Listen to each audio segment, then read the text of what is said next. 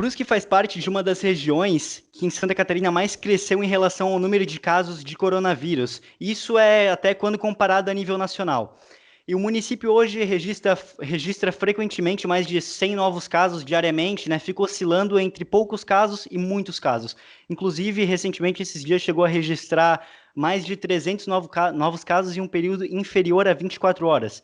E na tentativa de frear o avanço do vírus aqui na cidade, a Prefeitura de Brusque chegou a reduzir o horário do comércio, de bares, fechar igrejas, fechar academias, mas até acabou recuando nessas medidas, e o fato é, os números continuam crescendo aqui em Brusque. E vale lembrar também que nenhum decreto municipal, a não ser o estadual, foi feito para fechar o comércio. E, Mandetta, minha pergunta é, para frear de vez o avanço da Covid-19 em Brusque, o que seria necessário para a cidade? Talvez um lockdown, talvez um novo fechamento do comércio? O que seria mais eficaz para o município hoje, de acordo com esse avanço da Covid-19? Bem, Tiago, quando essa doença, quando ela começa a entrar num município, num estado, enfim, numa região, ela começa, eu costumo dizer, igual uma brisa suave. Ela começa sempre com poucos casos. O vírus ele fica num período que ele precisa ter um número maior de gente para ele entrar numa segunda fase, que é a fase de transmissão desordenada.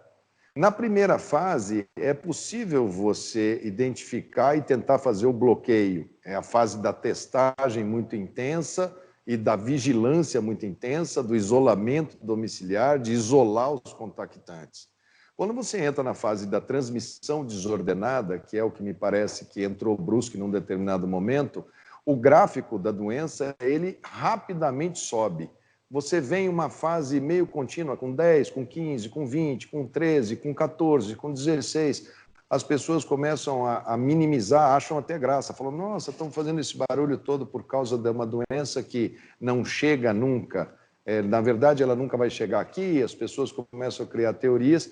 Chega uma hora que um número X de pessoas é suficiente para que o gráfico suba abruptamente. Você passa de 20 para 60, de 60 para 100, de 100 para 200, de 200 para 300, o número de casos vai aumentando exponencialmente. A taxa de contágio, quando você está nessa fase com a cidade se movimentando, joga-se extremamente a favor do vírus.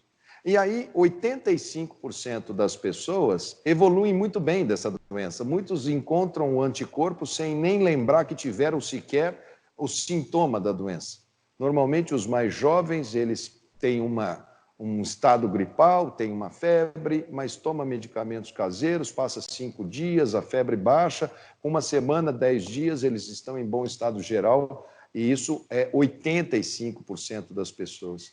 O problema dessa doença é que, como ela acontece num curto espaço de tempo, essa transmissão desordenada, 15% vão precisar de hospital e 5% vão precisar de CTI.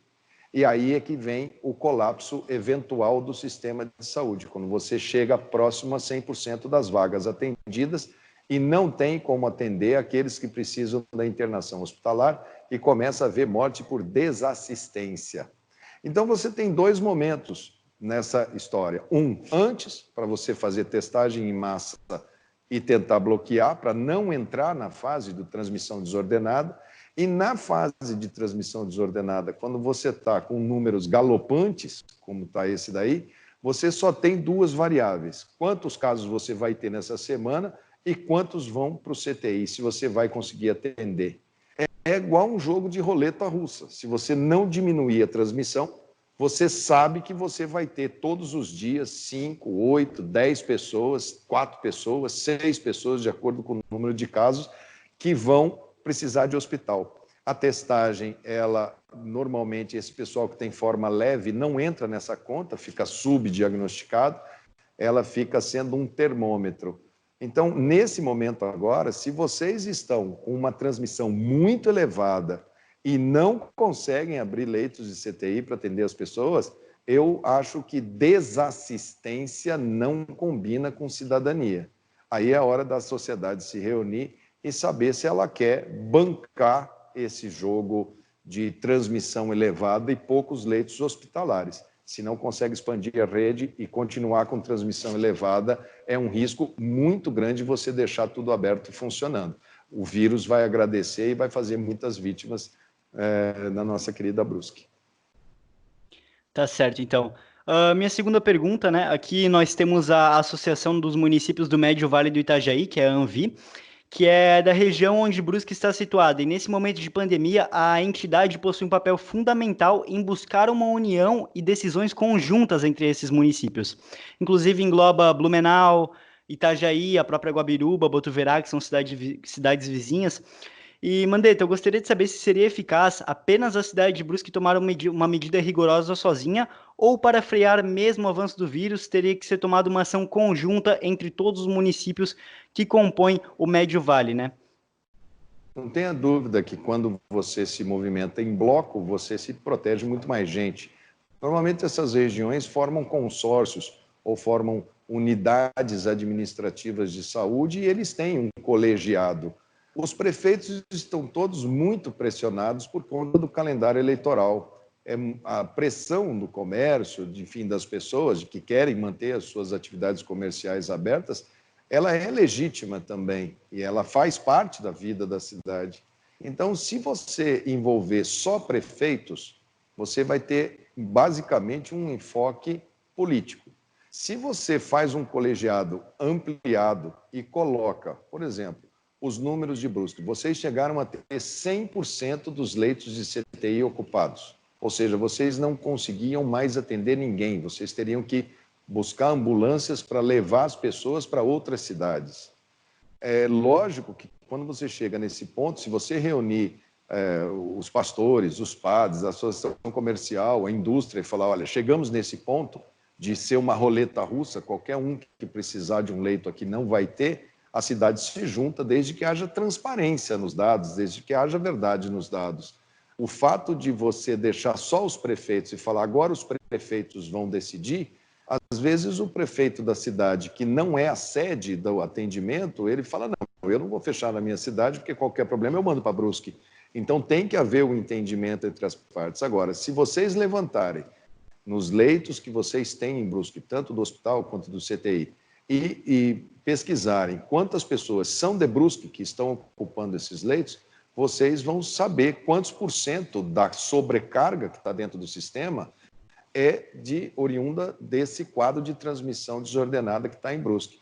Acredito que deva ser a maioria, mas não tenha dúvida que se você puder fazer uma ação conjunta, ela é sempre muito bem-vinda. Só que se for somente para os prefeitos analisarem e tomarem essa decisão, normalmente os prefeitos tentam atender as duas pressões. Eles correm atrás de tentar abrir alguns leitos para ver se conseguem atender as pessoas e, por outro lado, fazem sempre uma maneira, um arranjo para que o comércio, se sofrer, sofra o mínimo possível, a academia sofra o mínimo possível, o templo sofra o mínimo possível, e eles tentam ficar nessa balança, tentando se equilibrar, porque tem um processo eleitoral que seria agora, foi transferido para novembro, mas que eles sabem que esse processo eleitoral é das atitudes que eles tomam. Então, eles tentam atender os dois lados e acabam dando muita facilidade para o vírus, dando muita facilidade para que o vírus se espalhe em toda a comunidade, como me parece que já espalhou por toda a Brusque. Uhum. E recentemente a Secretaria Municipal de Saúde anunciou que os médicos do centro de triagem aqui da cidade, né, que atendem especialmente as pessoas com sintomas de Covid-19, irão prescrever cloroquina para os pacientes infectados pela doença. E gostaria de saber se, mesmo ainda sem ter alguma eficácia científica comprovada da cloroquina, o fármaco pode ser útil para auxiliar a recuperação dos pacientes infectados, ou será completamente ineficaz para Brusque? Ou a cloroquina é realmente uma ilusão e estão fazendo isso por uma forma política, digamos assim? Minha posição é muito clara. Eu vejo quando você tem uma doença infecciosa, você tem que ser muito sincero, você tem que ser muito transparente no porquê de fazer determinadas coisas. Eu me pautava por pesquisa, por ciência. Se me demonstrasse eficácia, eu aderia. Eu acho que o planeta Terra inteiro está passando por esse problema, os Estados Unidos, o México, a Europa, a China, a Rússia, a Índia, Enfim, todos os países do mundo estão passando por esse problema. E o único país que ainda insiste nessa questão, pontualmente, é o Brasil. Se fosse uma eficácia tão boa, eu não consigo enxergar o planeta Terra gastando bilhões de dólares, perdendo economias, baixando o PIB, fazendo investimentos bilionários em vacina, tentando achar uma saída. Eu não consigo imaginar o porquê que o planeta Terra inteiro já não teria comprovado. Todos os artigos que saíram, infelizmente, e eu torcia muito para que eles demonstrassem alguma eficácia, mas infelizmente eles não mostram. O estudo até feito aqui no Brasil também, eles fizeram com quase 700 pessoas, para metade dando o remédio, metade dando o chamado placebo, e comparando os dois, e percebendo que não havia diferença, né? Infelizmente, não há diferença entre aqueles que complicam e acabam indo para o CTI ou não. A gente vê essas iniciativas de prefeituras, alguns médicos acreditando que estão fazendo uma coisa muito positiva, falam sempre, na minha experiência, o fato é que você tratar uma doença que 85% das pessoas vão evoluir bem com cloroquina, ou com ivermectina, ou com fita do Senhor do Bonfim, ou com benzedeira, é sempre muito bom você dar alguma coisa e dar o crédito. Em 85% das vezes, você dá o crédito para alguma coisa. Mas, infelizmente, não tem pesquisa. O que preocupa um pouco é que as pessoas que mais complicam e que vão para a CTI são pessoas hipertensas, diabéticos, pessoas que têm problema cardíaco acima de 70 anos, de 80 anos, e essas pessoas, se usarem a cloroquina, elas podem ter, porque a cloroquina ela é cardiotóxica, eles podem ter arritmia cardíaca, que é o efeito colateral da cloroquina, que pode fazer com que eles tenham que procurar o hospital para internação cardíaca. Alguns médicos infectologistas de CTI também observam que o vírus ele não atua só no pulmão, ele atua no coração, no rim, no cérebro, em todas as partes do organismo, e que, eventualmente, eles têm mais dificuldade com pacientes que já vêm tomando drogas cardiotóxicas. Então, há que se ter muita responsabilidade. Parece que fizeram um protocolo no Ministério da Saúde dizendo que as pessoas têm que fazer 2 eletrocardiogramas por dia para poder perceber se estão tendo arritmia ou não. Elas têm que assinar um termo de consentimento, que é onde elas confessem que elas sabem que não há evidência científica, mas que elas querem passar por esse risco, porque elas querem se apegar em alguma coisa, elas precisam, é muito difícil, é uma doença que mexe muito com o emocional, então a gente vê as pessoas, outro dia teve não sei de onde que estava pensando em usar ozonioterapia por via retal, Itajaí. E assim vai. E quando você lê a história da epidemia, esse tipo de coisa a gente vê, infelizmente, acontecer muito mais por usos e costumes, mas, infelizmente, não tem uma base científica sólida. Para encerrar, então, última pergunta. A Secretaria Municipal de Saúde anunciou recentemente que 20 mil kits de testes rápidos serão distribuídos nos bairros mais infestados pela Covid-19 em Brusque, né? Ou seja, 20 mil pessoas vão ser testadas, né? E essas testagens em massa, de certa forma, são eficazes ou são desperdícios de testes? O problema é essa palavra, teste rápido. Isso leva a população a achar que eu estou gripado, então vou fazer esse teste aqui agora para ver como é que é. O único teste que você consegue fazer para saber se a pessoa está com o vírus no começo é o PCR-RT, que é aquele que você enfia um cotonete longo pelo nariz ou pela garganta e tenta ver se naquele material, naquela secreção, se existe a presença do vírus. Aí você confirma que a pessoa está iniciando a doença. Esse chamado teste rápido, ele só tem sensibilidade para ver os anticorpos, ou seja, depois que você teve a doença, depois que você superou a doença, lá pelo 12º, 14º, 16º dia depois do início do sintoma, é que a pessoa fazendo o teste, ela vê se ela fez anticorpo. Então, ele é rápido, mas ele é feito lá no tarde. Ele não tem muito valor para você bloquear os casos. Tem que ser muito bem explicado para as pessoas que não é porque eu fiz o teste, então deu negativo, ou eu não tenho essa doença, então eu vou tocar minha vida.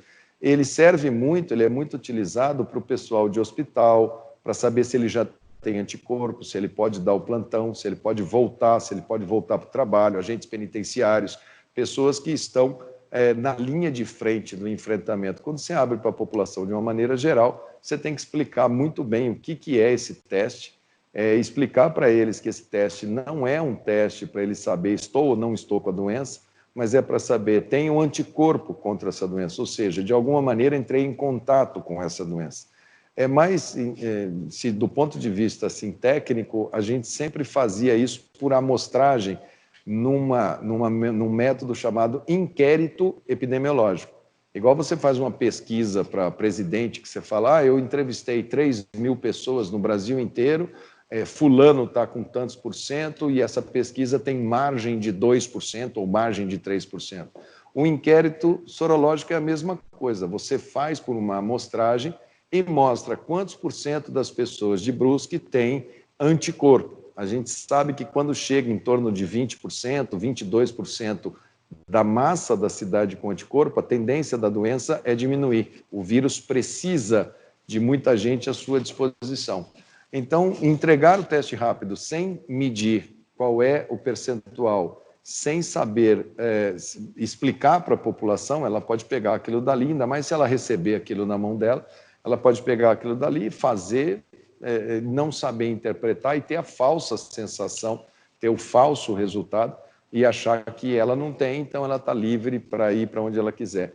Vale mais o uso de máscara como uma peça do nosso utensílio permanente, vale mais pias ao ar livre e insistir para que as pessoas lavem as mãos com água e sabão 8, 10, 12, 15 vezes ao dia, álcool gel quando não tiver água e sabão, evitar ficar em local aglomerado a qualquer custo, não aglomerar, agora não é hora, quem quer proteger pai, mãe, família, é construir uma solução para levar o mantimento até a casa dos mais idosos, preparar uma estrutura, não levar crianças para abraçarem avós, porque as crianças muitas vezes são portadoras e acabam transmitindo. Nas casas, arrumar um fluxo de horário que você procure defender as pessoas mais vulneráveis. É um momento muito mais de conscientização e de educação em saúde. Eu vejo que vocês entraram numa transmissão muito intensa, não só Brusque, como vários municípios do sul do país, e que agora estão com uma situação muito difícil de acomodar as pessoas e infelizmente, quando você pega essa doença, tem gente jovem que você jura que vai sair super bem, ela enrosca e precisa de um CTI, às vezes vai a óbito. E tem gente de muita idade que você acha a impressão de que a pessoa não vai sair, que ela sai muito bem. Tem alguma coisa na doença que ainda não foi decifrada, que ainda não está devidamente esclarecida pela ciência. Então, arriscar numa situação como essa é realmente você correr um perigo muito grande, desnecessário. Então, faça a sua parte, a sociedade fazer a sua parte, dialogar, é difícil. Às vezes, a medida coletiva, ela depende muito da liderança, de quem vai liderar, de quem vai pedir, quem vai orientar, explicar para as pessoas que isso é um momento crítico, que daqui a pouco a tendência vai ser cair, que mais vale, num momento desse, você dar um passo atrás para depois dar 2 para frente. A gente sabe que a economia volta muito mais rápido nas cidades que conseguem um tipo de controle, que não passam por desassistência, do que naquela que quer tocar como se não tivesse nada acontecendo. Você acaba ficando muito mais tempo queimando lenha com as pessoas pegando a doença e perpetuando o ciclo do vírus. Então, do ponto de vista de recuperação econômica, às vezes é mais inteligente jogar mais duro com essa doença para ficar livre dela mais rápido do que conviver com essa doença por um espaço muito grande de tempo até esgotar os suscetíveis. Então, essa discussão vocês têm aí em Santa Catarina, vocês têm bons técnicos de saúde pública, vocês têm bons epidemiologistas, boas pessoas especialistas. Não sei como é que está o Ministério da Saúde depois que eu saí, mas a gente fazia muito apoio técnico para essas tomadas de decisão, de estar junto com os prefeitos, estar junto com os governadores. Parece que o Ministério saiu muito desse empoderamento necessário para se fazer essa discussão. O SUS foi fragilizado, ele depende hoje basicamente dos prefeitos para tomar esse tipo de atitude. Os prefeitos ficaram basicamente sozinhos e exprimidos, apertados, pressionados por um calendário eleitoral que serve à oposição. Fala, tá vendo? Se está aberto, ele fala, ele não cuidou da cidade, ele está deixando a cidade se contaminar. Se ele faz uma medida de força e segura, fala, tá vendo? Você que é do comércio, ele mandou fechar sua loja porque você vai quebrar. Então, até mesmo a oposição, isso deveria ser um momento suprapartidário, suprapolítico. É muito difícil pedir isso para o ser humano, mas o que está em jogo agora é vida. E não existe vida do interior, vida da capital, não existe vida descartável, não existe vida da periferia, vida do centro, vida da classe média, todo mundo é vida. E se eles baterem nas unidades de saúde, precisarem da unidade de saúde, precisarem do leito de saúde, pode ser uma pessoa da mendicância, pode ser uma pessoa do crack, pode ser o bilionário da cidade. A saúde, ela vai pôr para dentro e vai tentar salvar da mesma maneira. Então, eu desejo a vocês que vocês façam uma reflexão na sociedade como um todo e preservem vidas. Eu colocava 3 pilares. Primeiro, preservação da vida. Segundo, preservação do SUS. E terceiro, preservação e tomada de decisões baseada na ciência. Eu acho que a ciência é quem tira a gente disso. E, eu não gosto da ciência, a ciência demora, a ciência não comprovou o que eu queria que ela comprovasse, ela é muito chata, eu quero politizar a ciência, eu quero falar que esse cara não presta porque ele não gosta disso, porque fulano gosta, porque Beltrano gosta. Infelizmente, isso daí tudo, quando você vai contra a ciência, quando você vai contra o SUS e quando você vai contra a vida, o resultado que você colhe é sempre muito ruim. Eu desejo um bom debate, uma boa reflexão e uma tomada de atitude de cidadania que preserve o maior número possível de vidas e o sistema de saúde de Brusque e de toda a região do Vale do Itajaí. E muito obrigado por ter aceito o nosso convite. Legal. Obrigado vocês. Um abraço para todo mundo aí da equipe da redação aí do Repórter e para todo o Vale.